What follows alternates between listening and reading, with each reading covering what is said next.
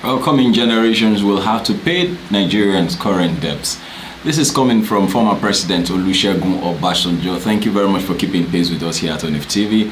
This is serious matters. Well, the truth be told, and of course, unfortunately, it is the bitter truth that generations that knew not how monies were spent, how we came about debts, how we got ourselves into these humongous debts, will have to pay for this debt. Well, former President Olusegun Obasanjo on Wednesday said mismanagement by the previous administrations had forced Nigeria into a debt burden the coming generation would have no option but to pay.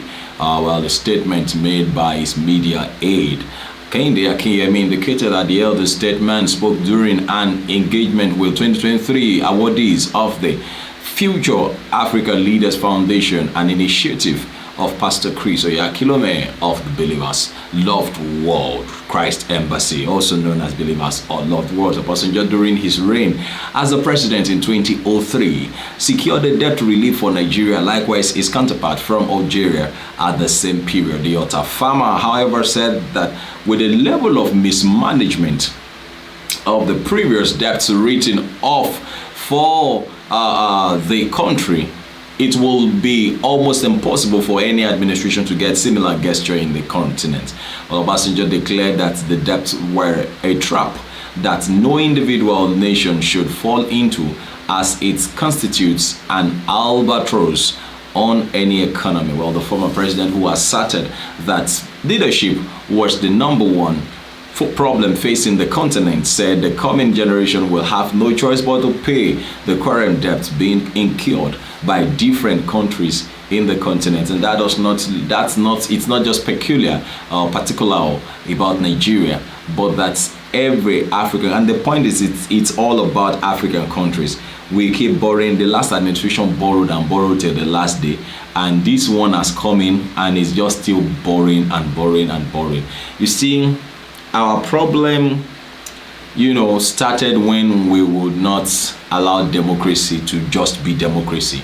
When we start saying that, oh, it's my turn, when we start saying that, oh, it was Hausa before, then now it has to be a Yoruba, or it has to be Igbo, or when we start to say that he was a Christian, it was a Muslim that finished it, now it has to be a Christian, and all of that. Well, the former president had gone this far to talk about these matters. Recall that he got debt relieved, had to go and beg for us as a nation, and he got a debt relieved, cleared all our debt, the one that could be paid, he paid off, and all of that, and brought us to that level where we could all start all over again. But unfortunately, we've had leaders who were, didn't have this idea or initiative of creativity, and that was why Peter Obi's mantra was that we would move from consumption to production.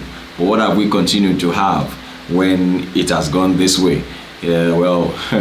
Obasanjo had also commended Pastor Oyakhilome for the effort being put into building leaders, adding that the nation needed more people like him to address the leadership crisis facing the continent. Well, highlighting the quality a leader during the question and answer session, Obasanjo said a leader should be able to set good examples and, of course, being bold and courageous when making decisions, accepting the mistakes and learning from them, as well as having realistic dreams. Those were his idea of qualities leaders should possess. Meanwhile, Obasanjo has assured that the country's socio-economic situation could be better in another 4 years, or thereabout, with prayer and Thanksgiving. Well, he made this disclosure at the Christian Association of Nigeria Ogun State 5th Thanksgiving service of the conferment as the Asiwaju Nigbagbo Ogun State held at the Olusegun Obasanjo Presidential Library, Opule,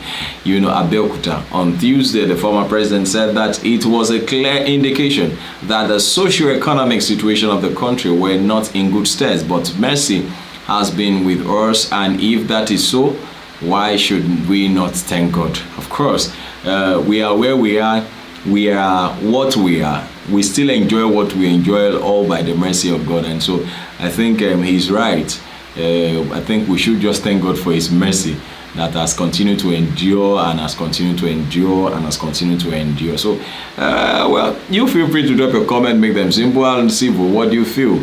You know, I mean, I saw a few comments down the line. Debts. This one says debts they know nothing about. The coming generation are going to pay for debts they know nothing about. Even most of us around did not even benefit from the loan. You know, he said this is akin to what the Bible described as the fathers eating sour grapes and the children's teeth set on the edge. This is coming from Matthew 5:83. Oh, I feel very painful the state we find ourselves as a nation, because you know, with all that God has blessed us with, we shouldn't be in such a state. We shouldn't be where we are, you know, as a nation. We shouldn't be here. So, but then it's unfortunate. It's unfortunate, seriously. Please feel free to drop a comment, make them simple and simple. Let us know what your opinions are. Drop your comments, let's know. Thank you very much for watching. This is still Serious Matters here at ONF TV.